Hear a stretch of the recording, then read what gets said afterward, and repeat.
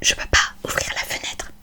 Sinon, ben, on va entendre tous les bruits à l'extérieur. Et du coup, ça va être chiant. Donc, il faut que je tourne la fenêtre fermée. Mais je vous jure que là, j'ai chaud, mon dieu. J'espère que je suis pas trop rouge d'ailleurs. Parce que moi, à chaque fois que j'ai chaud, mais je suis une rouge tomate. Mes joues avant, brave. Quand je fais du sport, c'est pareil. Genre mes joues. Enfin, voilà. Je m'égare. Je suis désolée. J'ai pas dormi de la nuit. Je suis fatiguée. Du coup, je raconte. Mais bon. Même, enfin, quand je vous dis que... Et du coup, aujourd'hui, avec la corde Joël Dicker, on se retrouve pour un nouveau chapitre de la vérité sur l'affaire Harry Kéber. Donc normalement là c'est le chapitre 15, il me semble. Mais étant donné que les chapitres sont à l'envers, je crois que là c'est le chapitre 18. Donc dans le précédent chapitre que je t'ai lu, Nola était sortie de l'hôpital. Elle était dans un hôpital psychiatrique, je crois, parce qu'elle attendait de se suicider. Et du coup, entre-temps, ça va très mal pour Harry. En tout cas, dans le passé, parce que du coup, c'est un chapitre sur le passé, parce que Harry Kéber a la particularité de faire présent passé. Donc voilà. Donc c'est un chapitre sur le passé que je t'ai lu la dernière fois. Et donc Nola est sortie de l'hôpital et Harry, ça allait très mal pour lui. Il s'est rendu compte qu'il devait beaucoup d'argent. Enfin, il s'est rendu compte qu'il avait plus du tout d'argent. Et du coup, il a souhaité prendre la fuite. Et en même temps, quelqu'un était au courant pour sa relation avec Nola. Et lors du bal, je crois que c'était le bal de fin d'année du lycée, où il s'est rendu. Et d'ailleurs, il a gagné à la tombola. Quelqu'un lui a laissé un mot de menace. Il était parti aux toilettes et quelqu'un avec un rouge à lèvres lui a laissé sous-entendre qu'on était au courant pour sa relation avec Nola. Et du coup, c'est aussi pour ça qu'il a préféré prendre la fuite. Et la fin du chapitre s'est terminée sur Harry qui promettait à Nola de ne pas prendre la fuite, justement.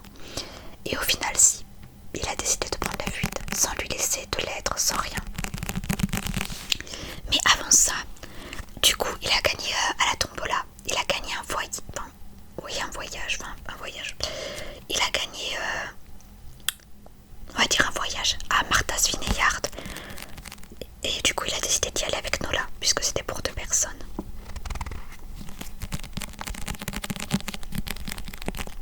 Et c'est un chapitre vraiment très beau. En tout cas, moi j'ai adoré. Donc là, j'imagine que ça va être un chapitre concernant le présent. On va en savoir un peu plus sur le sort de Harry, puisque je le rappelle qu'il est toujours en prison. Parce qu'il est accusé du meurtre de Nola Kellergan, de Deborah Cooper également. Ah, je suis allée trop loin. Non, c'est juste après. Ah, je l'ai. Chapitre 17, tentative de fuite. Donc comme je l'ai dit, normalement c'est le chapitre 15. Mais les chapitres sont inversés dans le livre. Donc chapitre 17, tentative de fuite. Vous devez préparer vos textes comme on prépare un match de boxe. Marcus.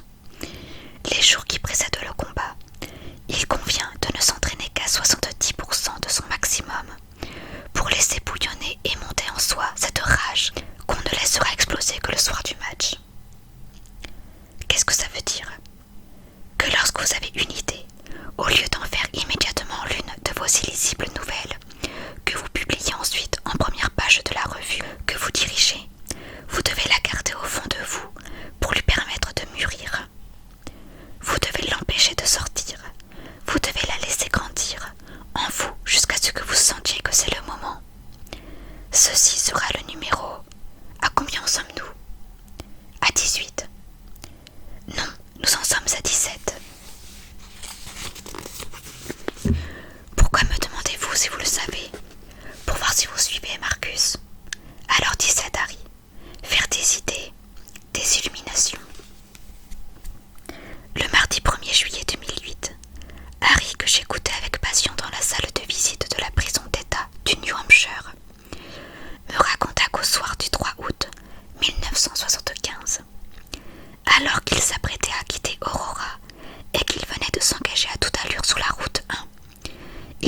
une voiture, qui fit aussitôt demi-tour arrière, lui, et le prit en chasse.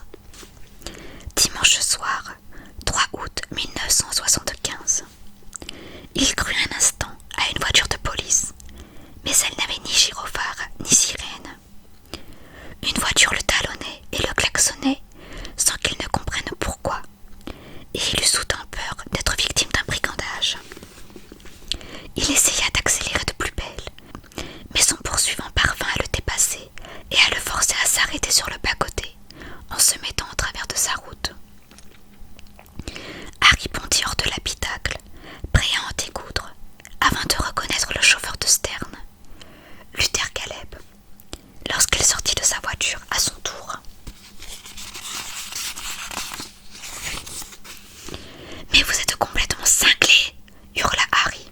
« Veuillez me pardonner, monsieur Guébert, je ne voulais pas vous faire peur. Fait monsieur Stern, il veut vous voir absolument. Fait plus faire fourgue, veut vous faire feu. Et que me veut monsieur Stern ?» Harry tremblait. L'adrénaline avait fait exploser son cœur. « Je n'en fais rien, monsieur, dit Luther. Mais il a dit que c'était important. Il vous a tant fait, lui. » Devant l'assistance de Luther, Harry accepta de mauvaise grâce de le suivre jusqu'à Concorde. La nuit tombait. Ils se rendirent jusque dans l'immense propriété de Stern, où Caleb, sans un mot, guida Harry à l'intérieur de la maison, jusqu'à une large terrasse. Elijah Stern, installé à une table, y buvait de la limonade, vêtu d'une robe de chambre légère. Aussitôt qu'il vit Harry arriver, il se leva pour venir à sa rencontre, visiblement soulagé de le voir. « Bon sang, cher Harry, j'ai bien cru que je ne parviendrais jamais à vous faire retrouver. Je vous remercie d'être venu jusqu'ici à une heure pareille. J'ai appelé chez vous, je vous ai écrit une lettre, j'ai envoyé Luther tous les jours. Plus aucune nouvelle de vous, mais où diable étiez-vous fourré? J'étais absent de la ville. Qu'y a-t-il de si important? Je sais tout, et vous avez voulu me cacher la vérité. » Harry se sentit flancher. Stern savait pour Nola. « De quoi me parlez-vous » balbutia-t-il pour gagner du temps. « Mais de la maison de Gouskov partie. Pourquoi ne pas m'avoir dit que vous étiez sur le point de rendre la maison pour une question d'argent? C'est l'agence de Boston qui m'en a informé. Ils m'ont dit que vous aviez convenu de rapporter les clés demain. Comprenez l'urgence de la situation. Je devais absolument vous parler. Je trouve tellement dommage que vous partiez. Je n'ai pas besoin de l'argent de la location de la maison. Et j'ai envie de soutenir votre projet d'écriture. Je veux que vous restiez à Gouskov, le temps de finir votre roman. Qu'en pensez-vous? Vous m'avez dit que cet endroit vous inspirait. Pourquoi partir? J'ai déjà tout arrangé avec l'agence. Je suis très attachée à l'art et la culture. Si vous êtes bien dans cette maison, restez-y quelques mois de plus. Je serais très fière d'avoir pu contribuer à l'essor d'un grand roman. Ne refusez pas, je ne connais pas beaucoup d'écrivains. J'ai vraiment à cœur de vous aider. Harry laissa échapper un soupir de soulagement et s'effondra sur une chaise. Il accepta aussitôt l'offre d'Elijah Stern. C'était une opportunité inespérée. Pouvoir profiter de la maison de Gouskov quelques mois encore. Pouvoir finir son grand roman grâce à l'inspiration de Nola. S'il vivait modestement, n'ayant plus les frais de la location de la maison à prendre en charge, il parviendrait à subvenir à ses besoins. Il resta un moment avec Stern sur la terrasse, à parler littérature, surtout pour se montrer poli à l'égard de son bienfaiteur, car sa seule envie était de rentrer immédiatement à Aurora pour retrouver Nola et lui annoncer qu'il avait trouvé une solution. Puis il songea qu'elle était peut-être déjà passée à Gouskov, à l'improviste. Avait-elle trouvé porte close?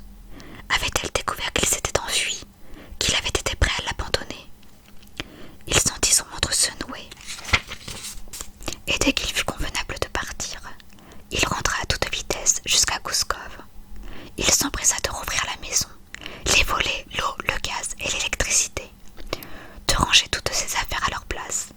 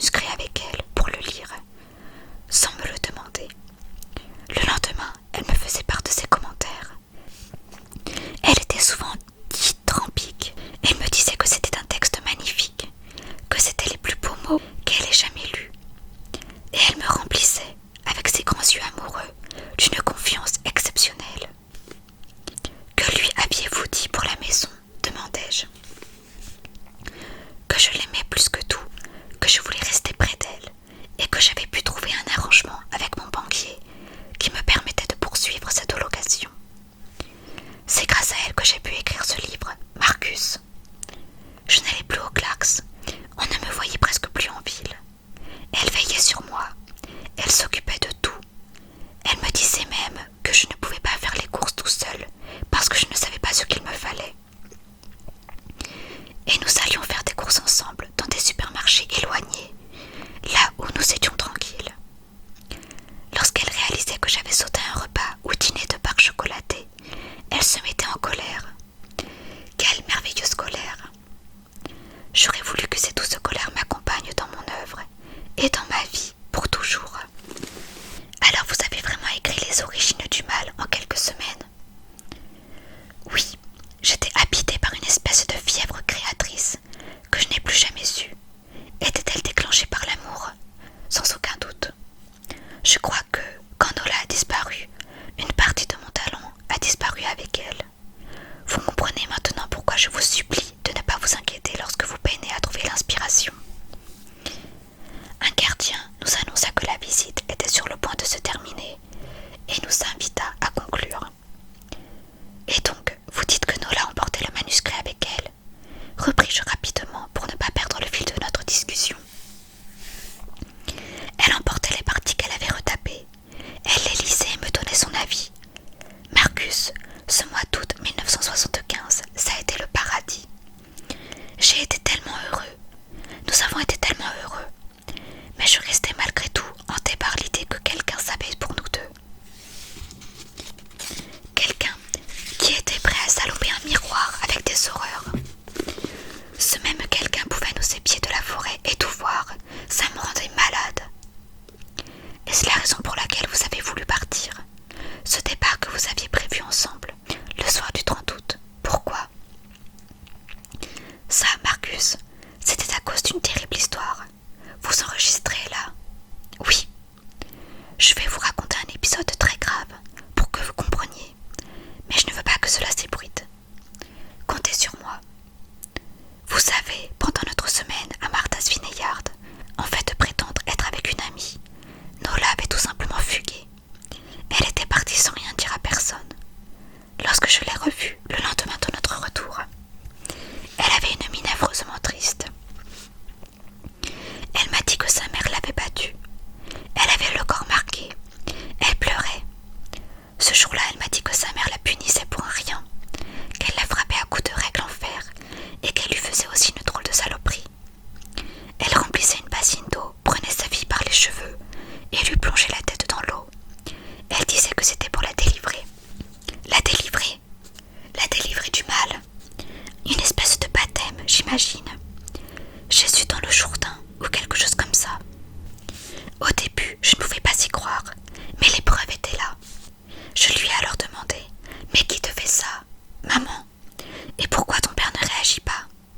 Papa s'enferme dans le garage et il écoute de la musique très fort. Il fait ça quand maman me punit. Il ne veut pas entendre. Nola n'en pouvait plus, Marcus. Elle n'en pouvait plus. J'ai voulu régler cette histoire. Aller voir les Killergan. Il fallait que cela cesse. Mais Nola m'a supplié de ne rien faire. Elle m'a dit qu'elle aurait des ennuis terribles, que ses parents l'éloigneraient certainement de la ville et que nous ne verrions jamais plus. Néanmoins, cette situation ne pouvait plus durer. Alors vers la fin août, autour du vin, nous avons décidé qu'il fallait partir. Vite, et en secret bien sûr. Et nous avons fixé le départ au 30 août. Nous voulions rouler jusqu'au Canada, passer la frontière du Vermont, aller en Colombie-Britannique peut-être, nous installer dans une cabane en bois. La belle vie au bord d'un lac. Personne n'aurait jamais rien su.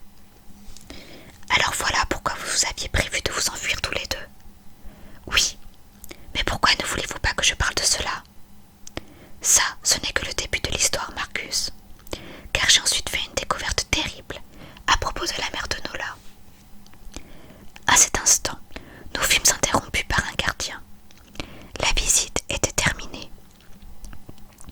Nous reprendrons cette conversation la prochaine fois, Marcus, me dit Harry en se levant. En attendant, surtout, gardez ça pour vous. Promis, Harry. Dites-moi simplement qu'auriez-vous fait du livre si vous vous étiez enfui. J'aurais été un écrivain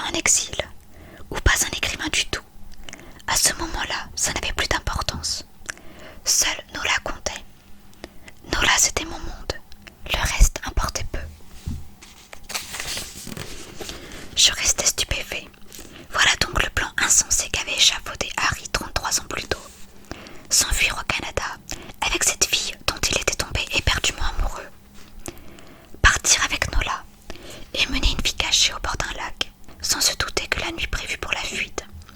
Nola disparaîtrait et serait assassinée, ni que le livre qu'il avait écrit en un temps record, et auquel il était prêt à renoncer, allait être l'un des plus grands succès de librairie du demi-siècle. Lors d'une seconde entrevue, Nancy Hathaway me donna sa version de la semaine à Martha's Vineyard. Elle me raconta que la semaine qui suivit le retour de Nola de la maison de repos de Charlotte's Isle, elles allèrent se baigner tous les jours à Grand Beach, et qu'à plusieurs reprises, Nola était ensuite restée dîner chez elle. Mais le lundi suivant, lorsque Nancy vint sonner au 245 Terrace Avenue pour emmener Nola à la plage, comme les jours précédents, elle s'entendit répondre que Nola était très souffrante et qu'elle devait garder le lit. Toute la semaine, me dit Nancy, ce fut la même rengaine. Nola est très malade, elle ne peut même pas recevoir de visite. Même ma mère qui, intriguée, vint aux nouvelles, ne dépassa pas le seuil de la maison. Ça m'a rendue folle. Je savais qu'il se tramait quelque chose. Et c'est là que j'ai compris. Nola avait disparu. Qu'est-ce que vous avez pensé cela? Elle pouvait être malade et alitée. C'est ma mère qui avait noté ce détail à l'époque. Il n'y a plus eu de musique. Durant toute la semaine, il n'y a pas eu une seule fois de la musique. Je jouais l'avocat du diable. Si elle était malade, dis-je, on ne voulait peut-être pas la déranger en jouant de la musique. C'était la première fois depuis très longtemps qu'il n'y avait plus de musique. C'était tout à fait inhabituel. Alors j'ai voulu en avoir le cœur net. Et après m'être entendu dire une énième fois que Nola était souffrante et au lit, je me suis discrètement faufilée derrière la maison et je suis allée regarder par la fenêtre de la chambre de Nola. La pièce était déserte. Le lit n'était pas défait. Nola n'était pas là. C'était certain. Et puis le dimanche soir, il y a eu de la musique. De nouveau cette maudite musique qui retentissait depuis le garage. Et voilà que le lendemain, Nola réapparaissait. Vous parlez d'une coïncidence. Elle est venue chez moi en fin de journée et nous sommes allés au Grand Square dans la rue principale. Là, je lui ai tiré les verres du nez, surtout à cause des marques qu'elle avait sur le dos. Je l'ai forcée à soulever sa robe derrière les fourrés et j'ai vu qu'elle avait été salement battue. J'ai insisté pour savoir ce qui s'était passé. Et elle a fini par m'avouer qu'elle avait été corrigée parce qu'elle s'était enfuie pendant toute une semaine. Elle était partie avec un homme plus âgé, Stern sans aucun doute. Elle m'a dit que c'était merveilleux et que cela valait bien les coups qu'elle avait reçus à la maison à son retour. Je me gardais de préciser à Nancy que Nola avait passé la semaine avec Harry à Martha's Vineyard et non pas avec Elijah Stern. Elle semblait d'ailleurs ne pas en savoir beaucoup plus sur la relation entre Nola et ce dernier. Je crois qu'avec Stern, c'était une sale histoire, reprit-elle. Surtout maintenant que j'y repense. Luther Caleb venait la chercher à Aurora en voiture, dans une Mustang bleue. Je sais qu'il la conduisait à Stern. Tout se faisait en cachette, évidemment, mais j'ai été témoin de cette scène une fois. Sur le moment, Nola m'avait dit « Surtout n'en parle jamais. Jure-le au nom de notre amitié. Nous aurions des ennuis toutes les deux. » Et moi, « Mais Nola, pourquoi est-ce que tu vas chez ce vieux type ?» Elle avait répondu « Par amour. » « Mais quand est-ce que cela a commencé ?» demandai-je. Je ne saurais pas vous le dire. Je l'ai appris pendant l'été, sans me rappeler quand. Il s'est passé tant de choses cet été-là. Peut-être bien que cette histoire durait depuis bien plus longtemps. Peut-être même depuis des années, qui sait. Mais vous en avez parlé à quelqu'un finalement, non? Lorsque Nola a disparu, évidemment, j'en ai parlé au chef Pratt. Je lui ai tout dit, tout ce que je savais, tout ce que je vous ai dit à vous. Il m'a dit de ne pas m'en faire et qu'il tirerait toute cette histoire au clair. Et seriez-vous prête à répéter tout ceci devant un tribunal? Bien sûr, s'il le faut. J'avais assez envie d'avoir une seconde conversation avec le révérend Kellergan, en présence de Guy Hallowwood. Je téléphonai à ce dernier pour lui soumettre mon idée. Interrogez ensemble le père Kellergan. J'imagine que vous avez une idée derrière la tête. Oui et non.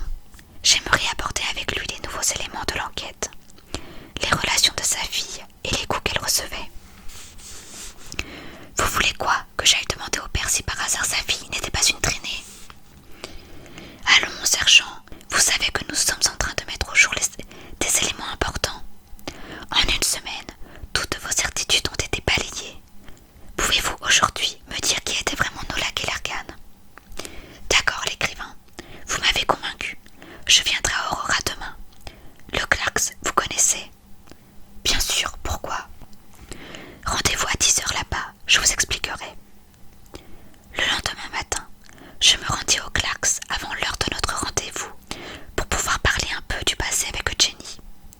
Je mentionnai le bal de l'été 1975, dont elle me raconta que c'était l'un de ses plus mauvais souvenirs de bal. Elle qui s'était imaginé y aller au bras de Harry. Le pire avait été au moment de la tombola, lorsque Harry avait remporté le premier prix. Elle avait secrètement espéré qu'elle serait l'heureuse élue, que Harry viendrait la chercher un matin et qu'il l'emmènerait pour une semaine d'amour au soleil. J'ai eu de l'espoir, me dit-elle. J'ai tellement espéré qu'elle me choisisse. Je l'ai attendu tous les jours.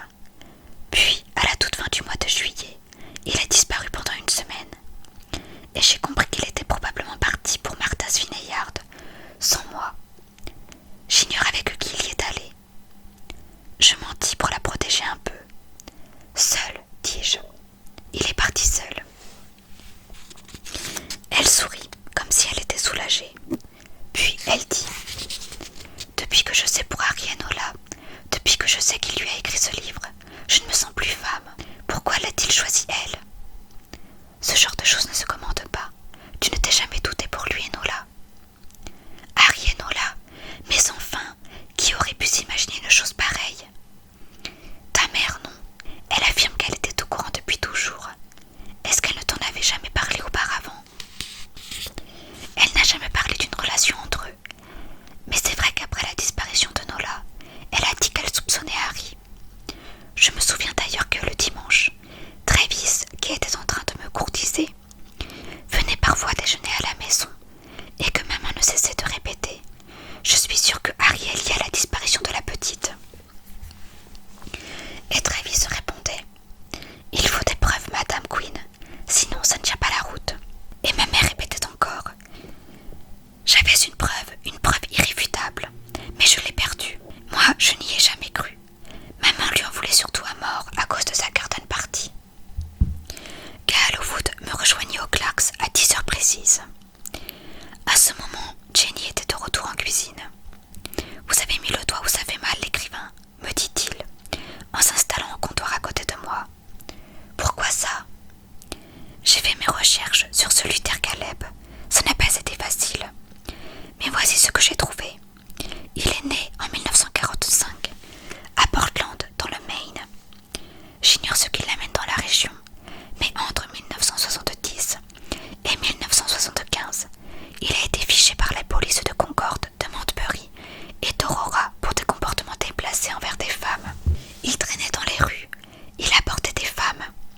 Il y a même eu une plainte déposée contre lui par une certaine Jenny Queen devenue Tovne.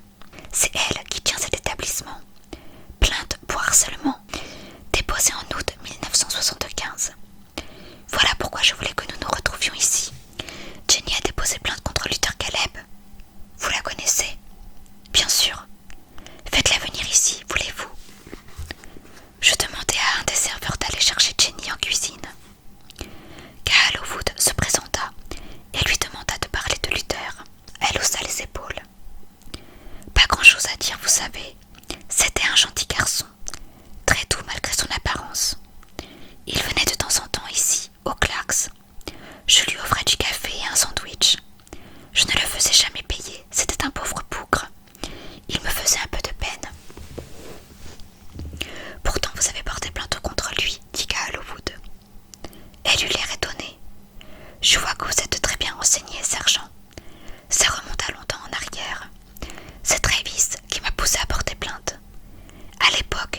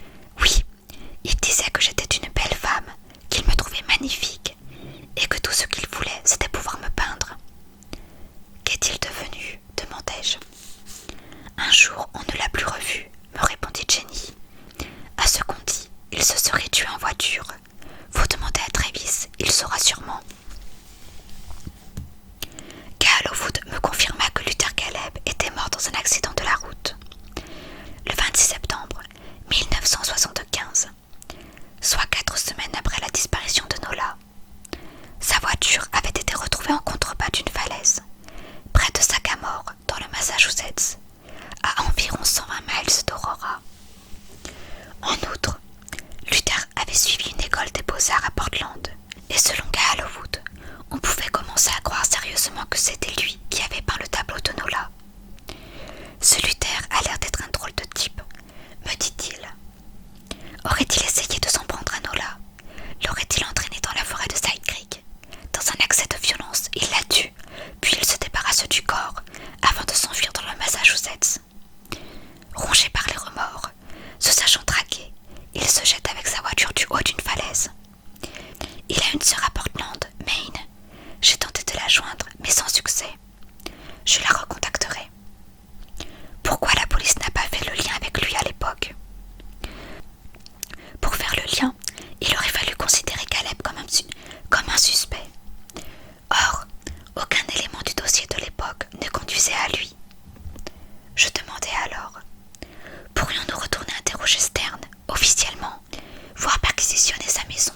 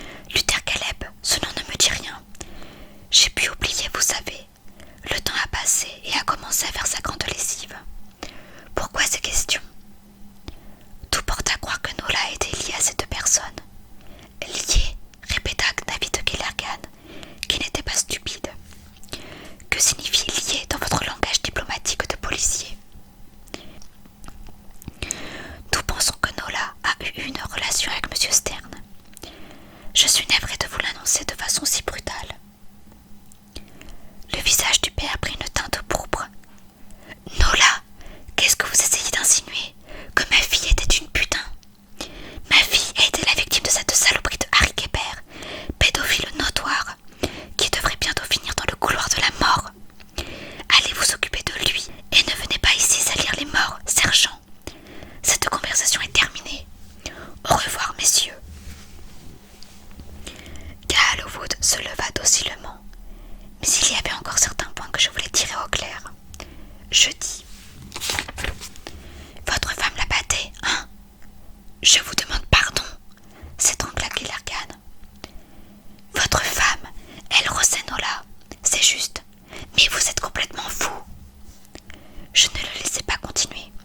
Nola a fugué à la fin du mois de juillet 1975. Elle a fugué et vous n'avez rien dit à personne, je me trompe. Pourquoi? Vous aviez honte? Pourquoi n'avez-vous pas appelé la police lorsqu'elle s'est enfuie de chez vous à la fin juillet 1975? Il amorça une explication. Elle allait revenir. La preuve, une semaine après, elle était là. Une semaine? Vous avez attendu une semaine? Pourtant, le soir de sa disparition, vous appelez la police 1 heure seulement après avoir constaté sa disparition. Pourquoi? Le père se mit à hurler. Mais parce que ce soir-là, en allant à sa recherche dans le quartier, j'ai entendu parler de cette fille qu'on avait vue en sang à Side Creek Lane, et j'ai immédiatement fait le lien. Enfin, qu'est-ce que vous me voulez, Goldman? Je n'ai plus de famille, je n'ai plus rien. Pourquoi vous venez rouvrir mes plaies? Foutez le camp maintenant, foutez le camp. Je ne me laissais pas impressionner. Que s'est-il passé en Alabama, monsieur Killergan? Pourquoi êtes-vous venu à Aurora?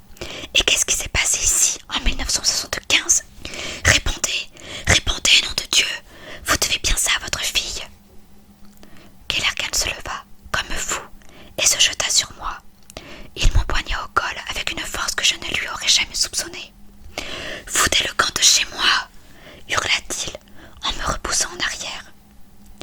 Je serais probablement tombée par terre si Gaal Howwood ne m'avait pas rattrapée avant de me traîner dehors. « Vous êtes cinglé, l'écrivain !» m'invectiva-t-il alors que nous retournions à sa voiture. « Ou vous êtes juste anormalement con. Vous voulez vous mettre tous nos témoins à dos? Admettez que ce n'est pas clair. » Pas clair quoi? On vient traiter sa fille de traîner et il se fâche, c'est assez normal, non? Par contre, il a bien failli vous en coller une. Costaud le vieillard, je n'aurais jamais imaginé. Je suis désolé, sergent, je ne sais pas ce qui m'a pris. Et qu'est-ce que c'est que cette histoire d'Alabama? Demanda-t-il. Je vous en avais parlé. Les Killergan ont quitté l'Alabama pour venir ici. Et je reste persuadée qu'il y a une bonne raison à leur départ. Je me renseignerai, si vous me promettez de vous tenir correctement à l'avenir. On va y arriver, hein, sergent, je veux dire. Harry est en passe d'être disculpé, non? Gaal Howwood me regarda fixement.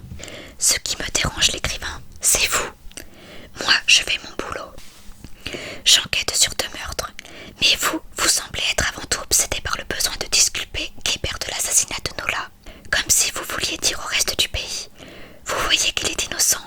Que reproche-t-on à ce brave écrivain? Mais ce qu'on lui reproche, Goldman, c'est aussi de s'être entiché d'une fille de 15 ans.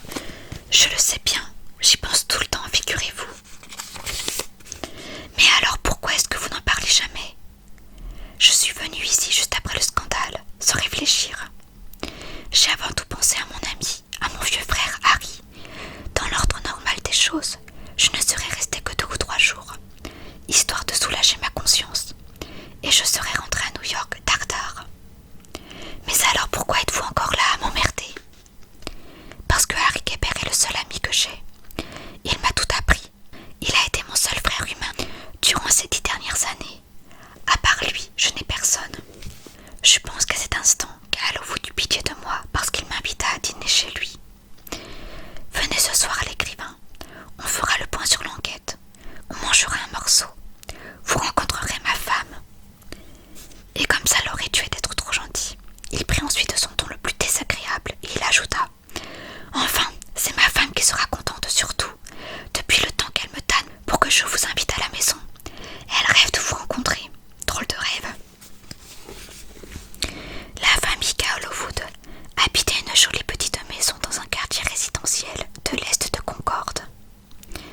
Hélène, la femme du sergent, était élégante et très agréable, soit l'exact opposé de son mari. Elle m'accueillit avec beaucoup de gentillesse. « J'ai tellement aimé votre livre, me dit-elle.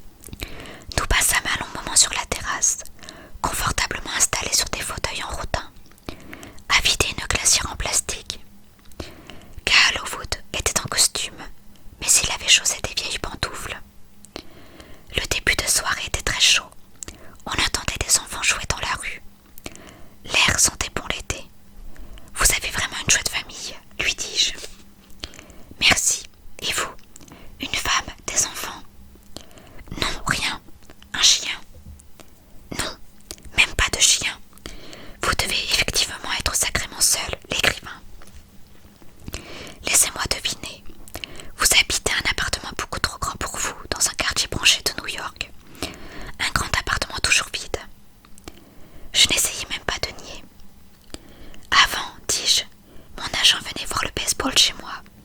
Nous faisions des nachos au fromage. C'était bien, mais avec cette histoire, je ne sais pas si mon agent voudra revenir chez moi. Je n'ai plus de ses nouvelles depuis 2 semaines. Vous avez la trouille, hein, l'écrivain? Oui, mais le pire c'est que je ne sais pas de quoi j'ai peur. Je suis en train d'écrire mon nouveau bouquin sur cette affaire. Il devrait me rapporter au minimum $1 million. Je vais sûrement en vendre énormément. Et au fond de moi, je suis malheureux. Qu'est-ce que je dois faire selon vous? Il me regarda presque étonné. Vous demandez conseil à un type qui gagne $50 000 par an? Oui, je ne sais pas ce que je dois vous dire, l'écrivain. Si j'étais votre fils, que me conseillerez-vous? Vous, mon fils, laissez-moi vomir. Allez vous faire psychanalyser, l'écrivain. Vous savez, j'ai un fils, plus jeune que vous. Il a 20 ans. Je l'ignorais. Il fouilla dans sa poche et en sortit une petite photo qu'il avait collée sur un morceau de carton pour qu'elle ne se déforme pas. Elle représentait un jeune homme en uniforme de parade de l'armée. Votre fils est militaire. 2e division d'infanterie. Il est déployé en Irak. Je me rappelle le jour de son engagement. Il y avait un bureau itinérant de recrutement de l'US Army qui stationnait sur le parking du centre commercial. C'était une évidence pour lui. Il est rentré à la maison et il m'a dit qu'il avait choisi. Il renonçait à l'université. Il voulait partir faire la guerre, à cause des images du 11 septembre qui lui trottaient dans la tête. Alors j'ai sorti une carte du monde et je lui ai dit « L'Irak, c'est où ?» Il m'a répondu « L'Irak, c'est là où il faut être. » Qu'en pensez-vous, Marcus? C'était la première fois qu'il m'appelait par mon prénom. A-t-il eu raison ou tort? Je n'en sais rien. Moi non plus. Tout ce que je sais, c'est que la vie est une succession de choix qu'il faut savoir assumer ensuite. Ce fut une belle soirée. Il y avait longtemps que je ne m'étais pas sentie autant entourée.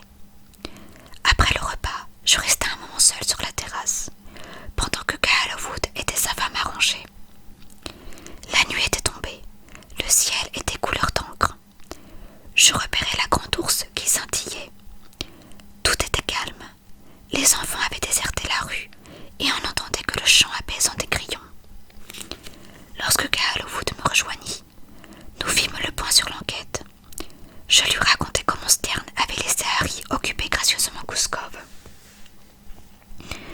Ce même Stern qui avait des relations avec Nola, releva-t-il. Tout ceci est très étrange. Je ne vous le fais pas dire, sergent. Et je vous confirme que quelqu'un savait, à l'époque, pour Harry et Nola.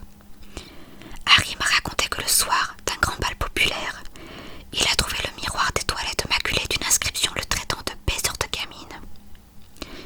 À ce propos, qu'en est-il de l'inscription sur le manuscrit? Quand aurez-vous les résultats des tests graphologiques? D'ici la semaine prochaine, en principe. Alors bientôt nous saurons. J'ai épluché le rapport de police sur la disparition de Nola, m'indiqua ensuite Cahalu Wood. Celui rédigé par le chef Pratt. Je vous confirme qu'il n'y a aucune mention ni de Stern, ni de Harry.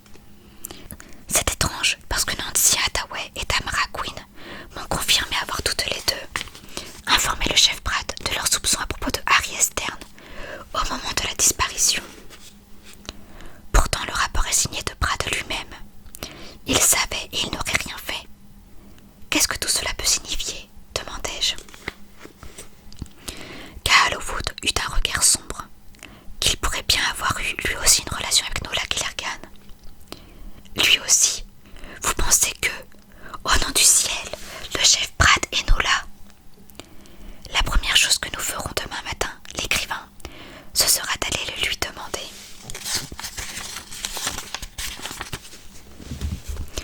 Le matin du jeudi 3 juillet 2008, Cahalu Wood vint me chercher à Gouskov et nous allâmes trouver le chef Pratt dans sa maison de Mountain Drive.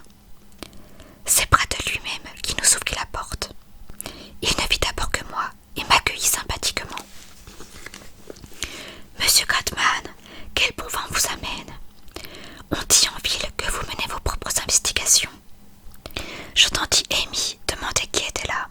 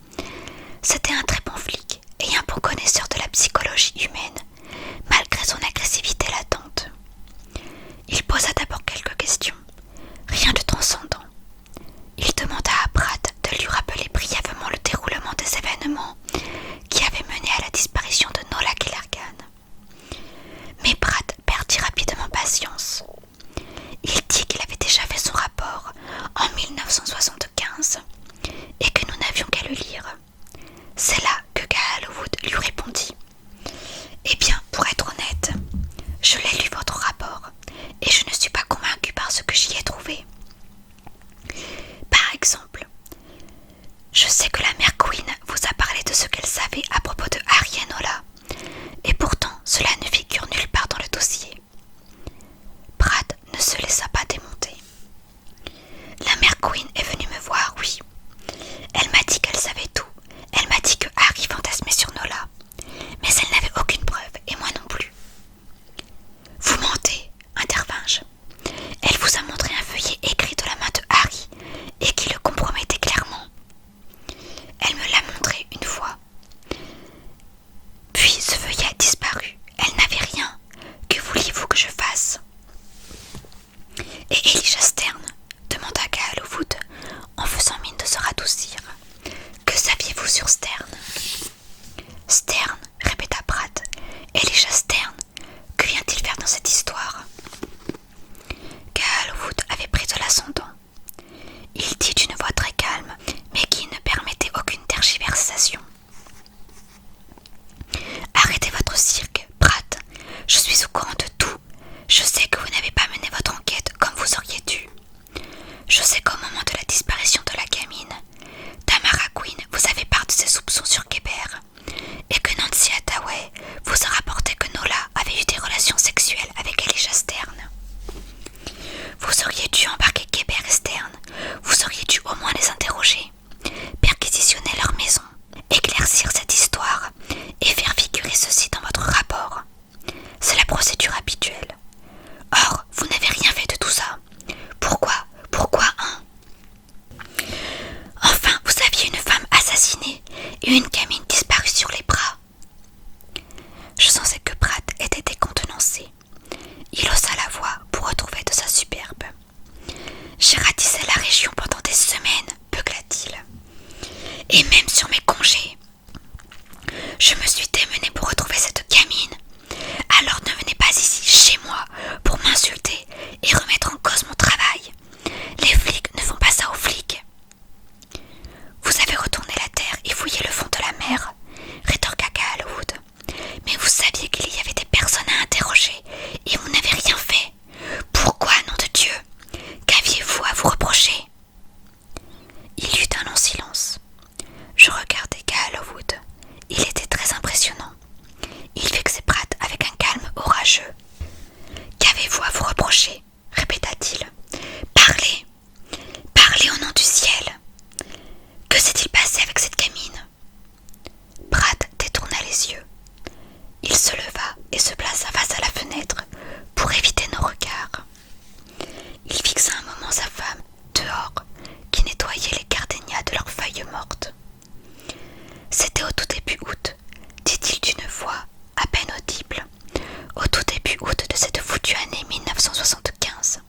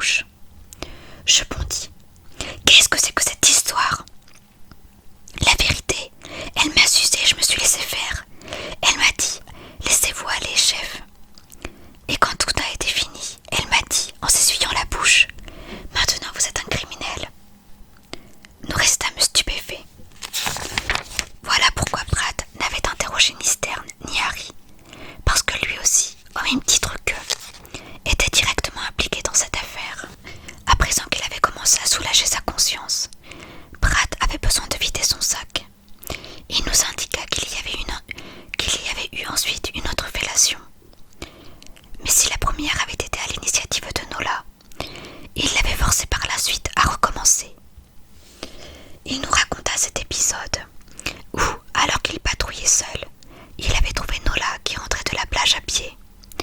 C'était près de Gouskov. Elle transportait sa machine à écrire.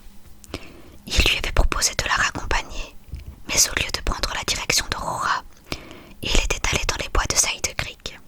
Il nous dit: quelques semaines avant sa disparition, j'étais à Side Creek avec elle. Je me suis garée à l'orée de la forêt. Il n'y avait jamais personne dans ce coin, et j'ai pris sa main, et je lui ai fait toucher mon sexe gonflé, et je lui ai demandé de me faire encore ce qu'elle m'avait fait. J'ai ouvert mon pantalon, je l'ai attrapé par la nuque, et je lui ai demandé de me sucer. Je ne sais pas ce qui m'a pris.